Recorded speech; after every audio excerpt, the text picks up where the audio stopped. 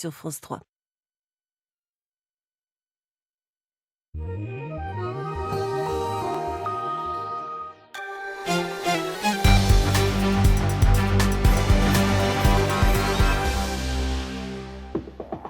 Madame, Monsieur, bonsoir. Voici les titres de ce 19-20. On commence par ceux de cette édition régionale préparée par la rédaction des Alpes. Nouveau rebondissement dans le procès des meurtriers présumés de Médichine. L'un des accusés qui comparaît libre s'est volatilisé dans la nature.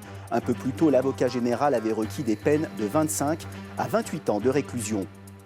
Toute cette semaine, nous vous proposerons une série sur les élevages insolites. On commence ce soir par les cochons laineux, une espèce répandue en France et très prisée pour la qualité de sa viande. Et puis vous avez vu les images sur un autre sujet que nous proposerons ce soir dans cette édition régionale. Nous chausserons les skis pour nous intéresser au ski de printemps. Nous vous emmènerons notamment à l'Alpe d'Huez. Dans une grosse demi-heure, c'est Carole Gessler qui vous présentera votre édition nationale. Au sommaire, le plan de Manuel Valls pour calmer la jeunesse, prolongation des bourses, amélioration de l'accès au logement et à la santé et taxation des CDD, satisfaction des syndicats étudiants. Pour autant, il reste opposé à la loi travail et promet d'être dans la rue le 28 avril. La rédaction nationale s'intéressera aussi au prix de l'asperge avec une enquête sur la rémunération des intermédiaires dans le secteur des produits agricoles. Suite du procès des meurtriers présumés de Médichine, ce jeune homme tué le 29 septembre 2010 dans le quartier Tesser de Grenoble. Ce procès, aux nombreux rebondissements, vient d'en connaître un de plus. Un des accusés qui comparaît libre n'est pas revenu à l'audience cet après-midi. Un peu plus tôt, l'avocat général avait requis de lourdes peines. Les explications de Céline Aubert et Yves Mariglot. Un avocat sans client, dans l'attente. Une nouvelle suspension d'audience. C'est le tout dernier rebondissement du procès des meurtriers de Médichine. Car tout à l'heure, après la pause déjeuner, le quatrième accusé, Radouane Belloul, ne s'est pas présenté. D'après sa sœur, sa voiture aurait été coursée par une autre. Radouane Belloul aurait pris la fuite, craignant pour sa vie. Pendant le délibéré, il est censé rester à disposition de la justice. On sait que cet accusé n'est plus là. Après, quand une personne entend qu'on réclame contre elle 27 ans à 28 ans de réclusion, on peut aussi s'interroger sur la possibilité de cet accusé de prendre la fuite. Du jamais vu, de mémoire de magistrats grenoblois. Tout autant que le déroulement de ce procès rocambolesque. Reporté l'année dernière à cause de l'absence de plusieurs témoins. Suspendu à plusieurs reprises, après 2 alertes à la bombe et les très vives réactions des accusés. Jusqu'à cette journée de réquisitoire et les lourdes peines requises de 25 à 28 années de réclusion. Les peines elles-mêmes me paraissent complètement disproportionnées, à la fois par rapport à l'ancienneté des faits et puis à la nature des faits, qui s'inscrivent quand même dans un contexte à minima présenté comme étant un règlement de compte interne à un trafic de produits stupéfiants. Ce dossier, c'est un feuilleton également, c'est un opéra moderne, c'est vrai. On a sacrifié l'ami pour le pouvoir. C'est classique. C'est classique, mais toujours effrayant. Les 4 lieutenants décidant de tuer leur ami Médichine pour reprendre son lucratif trafic de drogue. C'est la version de l'avocat général et des parties civiles, mais reste l'intime conviction des jurés. Et le verdict attendu demain, à moins que ne survienne un ultime rebondissement dans ce procès décidément très mouvementé. À Saint-Michel-de-Maurienne, en Savoie, c'est la journée pour les 113 salariés de MT Technologies, anciennement Métal Temple. Le tribunal de commerce de Chambéry a prononcé cet après-midi la liquidation judiciaire de cette fonderie spécialisée dans les pièces automobiles. Xavier Schmitt, Grégory Lespinasse. Voilà, merci. La mauvaise nouvelle arrive par téléphone du tribunal de commerce. Donc la liquidation judiciaire a été prononcée. À 15h20. Ce n'est pas vraiment une surprise pour les 113 salariés. Aucun repreneur n'était plus en lice. Mais l'amertume est grande, et d'autant plus que le personnel se retrouve seul dans le naufrage. Personne n'est là, on ne sait pas qui demandait des comptes. On aimerait bien quand même savoir vraiment ce qui s'est passé, mais on ne sait pas. Personne de la direction actuelle n'est venu vous voir. Personne. Cette fonderie de pièces automobiles était presque centenaire. MT Technologies, anciennement Métal Temple, avait été créée en 1917 par Louis Renault. La cession par la régie en 1999 amorce un long déclin. En 15 ans, malgré les contrats avec les grands constructeurs, se sont succédés 5 plans sociaux et 4 repreneurs. Oui, on était classés fournisseurs de premier rang. On était vraiment une société florissante avec plus de 800 personnes, avec un procédé qui était quand même exceptionnel, qu'on ne fait pas ailleurs, qu'on ne connaissait pas ailleurs. C'était vraiment un savoir de la société Métal Temple.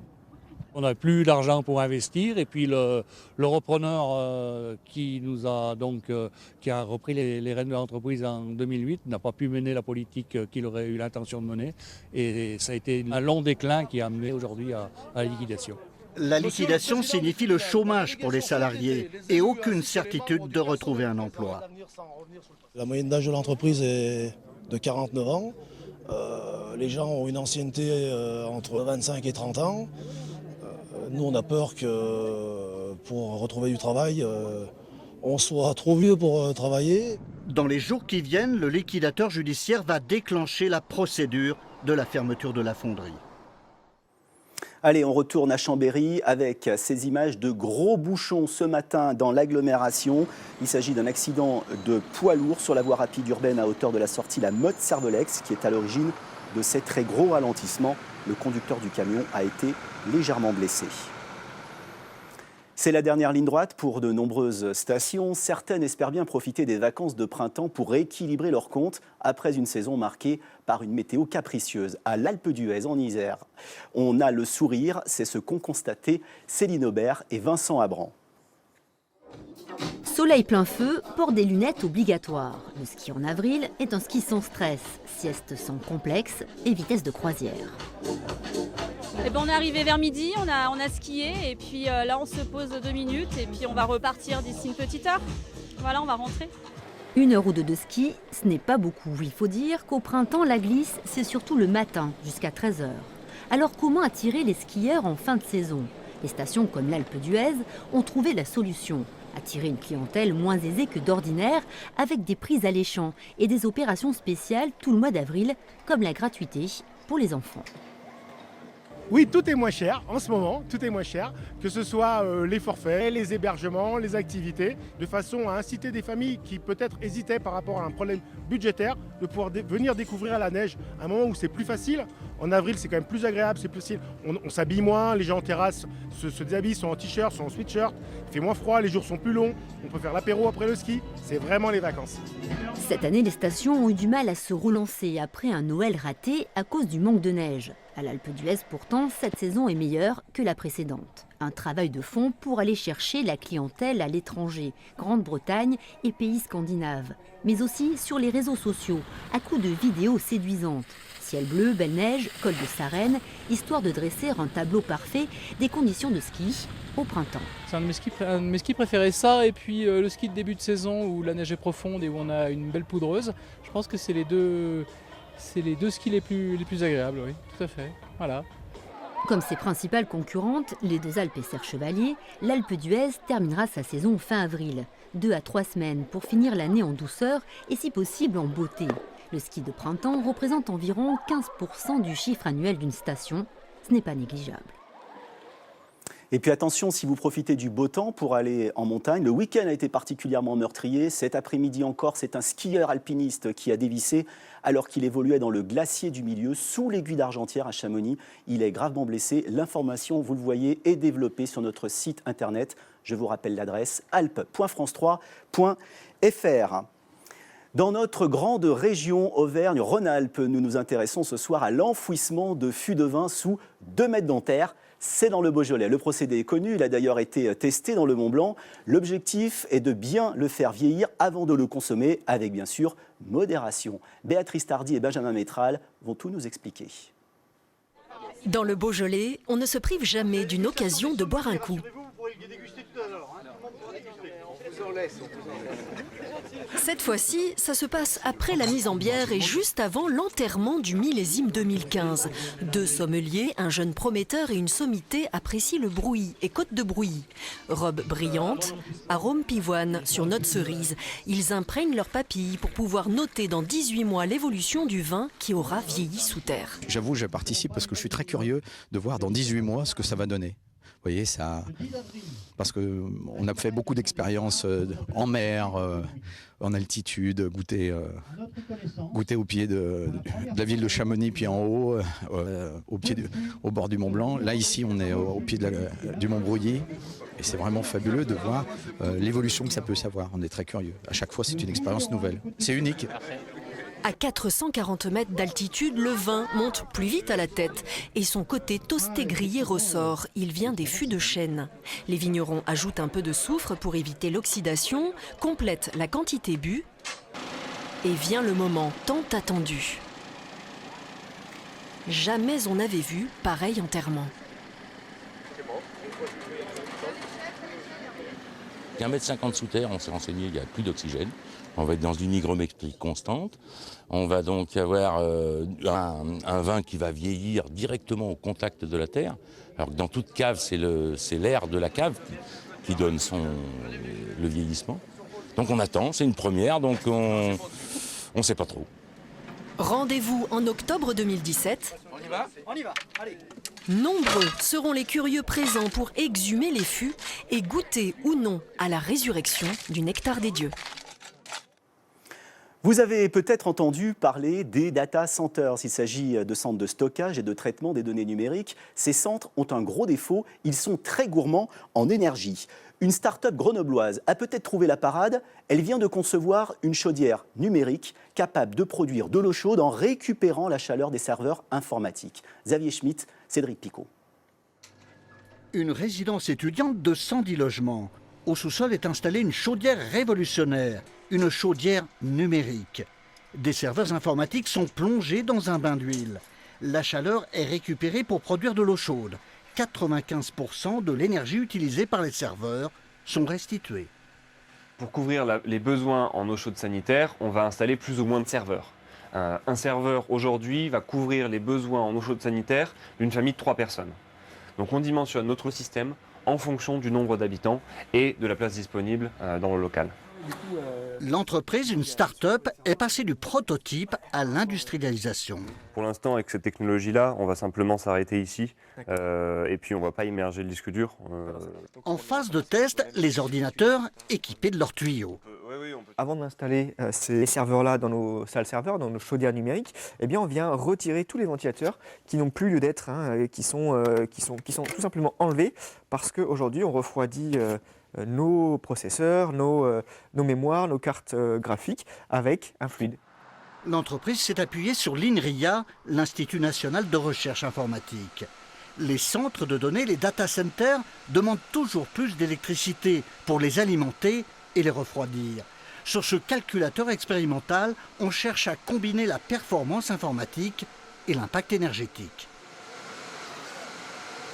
On va avoir des équipements qui nous permettent éventuellement simplement d'éteindre ou de rallumer les machines en fonction des besoins ou d'essayer de travailler sur l'énergie consommée par chaque composant de manière un peu plus fine et donc réduire par exemple la fréquence des processeurs pour avoir une consommation énergétique plus optimisée. La start-up a levé des fonds pour se développer. Elle prévoit d'installer des dizaines de chaudières numériques dans les immeubles d'habitation, mais aussi les salles de sport ou les piscines. La limite, c'est la sécurité des données contenues dans les serveurs. En sont exclues les données confidentielles ou sensibles. L'inquiétude ce matin à Annecy pour 80 personnes qui logent dans une ancienne école et à qui on a demandé d'évacuer les lieux pour cause de fin de trêve hivernale. Marion Feutry et Ariane Combe se sont rendues sur place pour nous rendre compte de la situation. Des salles de classe transformées en dortoirs. C'est ici, dans cette ancienne école d'Annecy, que près d'une centaine de demandeurs d'asile viennent de passer l'hiver dans un confort sommaire. Des familles qui ont dû plier bagages à contre-cœur. Je ne veux pas sortir, quoi. On va être dehors, donc...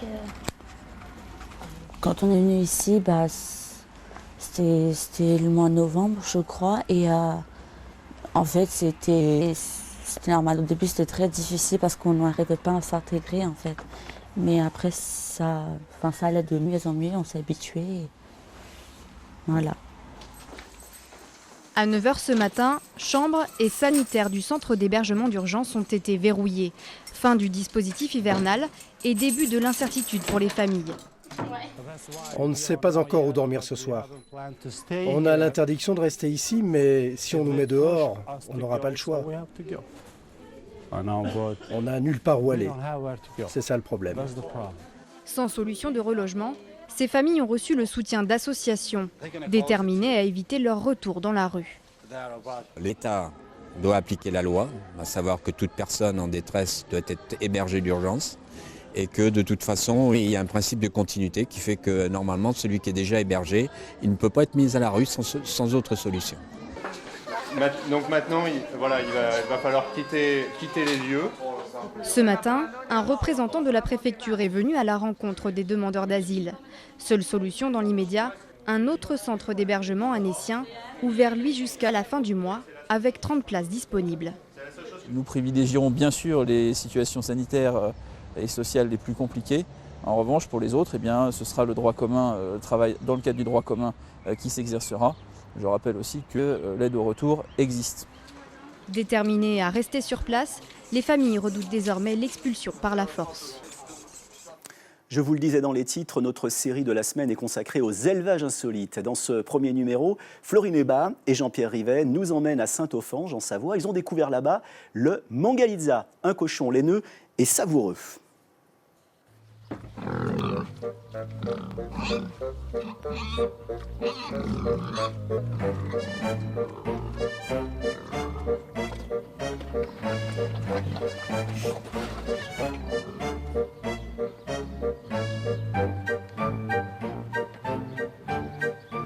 Il peut être blond, brun ou roux, en fait un peu comme nous. Traditionnellement, il est plutôt frisé comme un mouton, d'ailleurs certains l'appellent le mouchon. De son vrai nom, le mangalitsa est un cochon dit laineux. Sur son dos pourtant, ni laine ni poils, mais des soies.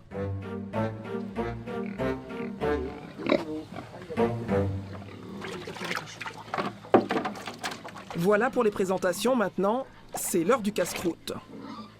On va dire qu'ils prennent à peu près, à chaque repas, à peu près 8 litres de petit lait, 1,5 kg de céréales. Et puis après, les légumes, ça dépend de ce qu'on a. De ce côté-là, pas de problème. La bête est plutôt facile à vivre. En plus, chez Nathalie et Thierry, tout est à proximité. Voilà. Le petit lait qu'ils adorent vient de la fromagerie voisine. Quant aux céréales de l'orge, c'est un brasseur qui l'a fourni. Le cochon laineux est plus petit que le cochon rose de la race dite large white. Il est aussi plus sociable et plus attachant, sans parler de sa viande qui, paraît-il, est délicieuse. Nathalie, pourquoi vous avez décidé de vous lancer dans le cochon laineux ? Alors, le cochon laineux, c'est suite à la réflexion d'un client qui a goûté notre viande de cochon large white, qui a trouvé que ce qu'on faisait était très bon, et qui, lui, est serbe. Chez eux, ils travaillent beaucoup le cochon laineux, et il nous a dit que c'était un cochon qui avait un nettement meilleur goût, et avec une charcuterie qui serait beaucoup plus fine derrière. On dit toujours que dans le cochon, tout est bon, mais avec cette race-là, c'est encore plus vrai, car le porc laineux a une spécificité, il fournit un gras sans cholestérol. Ces cochons-là, vous les avez depuis peu de temps, là ? Et ceux-là, on les a que depuis le mois de novembre. Donc le changement est en train de se faire. Vous passez du large white au laineux. Et on va, je pense, pendant encore bien un an, avoir les deux pour continuer à tourner, nous, dans notre activité de viande. Et en plus, vous maîtrisez tout de la naissance, si je puis dire. Alors on va, puisque jusqu'à présent, avec le large white, on ne le faisait pas. Mais là, avec ceux-là, oui, on va essayer de tout maîtriser. Parce que de toute façon, le large white, on trouve facilement des petits porcelets, donc on les faisait venir. Ceux-là, on ne trouvera pas de petits porcelets, donc si on veut, il va falloir se lancer dans la naissance, l'élevage complet. À leur arrivée à Saint-Offenge, certaines truies étaient pleines. Du coup, une partie de la relève est déjà là. 3 petits cochons qu'il faudra choyer pendant 1 an, soit 2 fois plus longtemps que pour les cochons roses. De quoi voir venir, car cette race produit également moins de petits, moins souvent, et ne supporte pas l'élevage intensif. Ce cochon venu du froid tient ses origines de l'ancien empire austro-hongrois. Une chose est sûre, il s'adapte divinement bien à notre climat montagnard. Et après le cochon laineux, Florine Heba nous présentera demain les vaches écossaises. De bonnes nouvelles maintenant de jeunes grenoblois que nous avions suivis et rencontrés vendredi soir en pleine répétition avant leur grand départ à Paris. Ils sont une vingtaine à avoir représenté Rhône-Alpes samedi dans un concours de batucada, le plus grand de France. Ils visaient une 5e place et ils ont terminé sur le podium, 3e. Bravo à ces jeunes et à cette troupe de la Villeneuve qui aura aussi l'occasion de briller l'été prochain, puisque 25 d'entre eux s'envoleront pour les Jeux de Rio pour assurer là-bas l'animation. Plus de 20 000 visiteurs pour l'exposition photographique Le spectacle des rues et des chemins que vous pouvez voir au musée de l'ancien évêché de Grenoble. Ce matin, les descendants de l'auteur, Joseph Apprin, ont apporté de nouveaux documents. Du coup, l'expo joue les prolongations. C'est un reportage de Jean-Christophe Pain et Cédric Picot. Grenoble, vers 1900. Des photos documents. Un regard en avance sur son époque. Celui d'un amateur grenoblois, greffier de son état, Joseph Apprin. Le musée de l'ancien évêché révèle son talent au grand public, et même à sa propre famille. Ce matin, la petite fille et le petit-fils de Joseph Apprin découvraient l'exposition pour la première fois. Le grand-père Apprin n'y est pas, mais il y a sa femme et puis la petite fille de l'affiche. C'est d'une qualité de tirage exceptionnelle. Et d'avoir sa famille dans un musée, ça fait quoi? Ça fait étrange. Ça fait très étrange. Le musée avait recueilli ce trésor photographique sans en connaître l'auteur. De son côté, la famille a découvert par hasard l'existence de l'exposition. Comme un pied-de-nez posthume du facétieux grand-père Apprin. Le mystère, il le créait lui-même. Toutes les photos que j'ai ne sont pas annotées. Des tas de trucs, il ne nous disait rien. Il adressait un arbre généalogique. Il était greffier, il écrivait tout le temps. Il ne nous a fait aucun relevé d'actes de décès, de naissance, de mariage, rien. Débrouillez-vous avec ça. Autoportrait inédit. Ce matin, les Apprins sont venus tout exprès d'Aix-en-Provence, apportant avec eux de nouveaux trésors. Mais là, ce qui est assez étonnant, c'est que ces descendants de ce photographe ont une mémoire complète de cette histoire familiale. Et ça, c'est très étonnant et très riche. Il faudra un peu de temps au musée de l'ancien évêché pour analyser et traiter tous les nouveaux documents. Vous pourrez les découvrir à partir du 28 mai prochain. Avant de refermer ce journal, je vous en rappelle un des principaux titres. Avec ce nouveau rebondissement dans le procès des meurtriers présumés de Médichine aux assises à Grenoble, l'un des accusés qui comparaît libre s'est volatilisé dans la nature. Un peu plus tôt, l'avocat général avait requis des peines allant de 25 à 28 ans de réclusion. Ce 19-20 continue avec la météo, suivi à 19h30 de l'édition nationale qui sera présentée par Carole Gessler et qui reviendra notamment sur le plan de Manuel Valls pour calmer la jeunesse, prolongation des bourses, accès au logement et à la santé et taxation des CDD, satisfaction, vous le verrez, des syndicats étudiants. Ce 19-20 donc continue, on se retrouve demain dès midi. D'ici là, passez une très